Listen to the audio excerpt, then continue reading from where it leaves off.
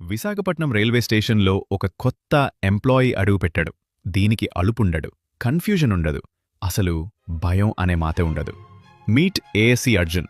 ఇది కేవలం ప్యాసింజర్లకి దారి చూపించడానికి మాత్రమే కాదు, మీ సేఫ్టీని కాపాడటానికి డిజైన్ చేసిన హ్యూమనాయిడ్ రోబోట్.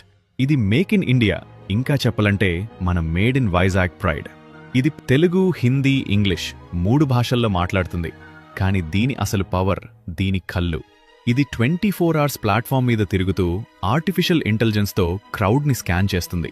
ఎవరైనా క్రిమినల్ కనిపిస్తే ఫేస్ రికగ్నిషన్తో పట్టుకుంటుంది.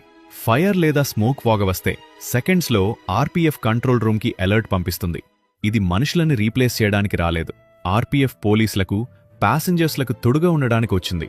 ప్లాట్ఫామ్ మీద గుంపున్నప్పుడు కన్ఫ్యూజన్ సహజం, కానీ ఎమర్జెన్సీలో ప్రతి సెకండ్ విలువైనదే.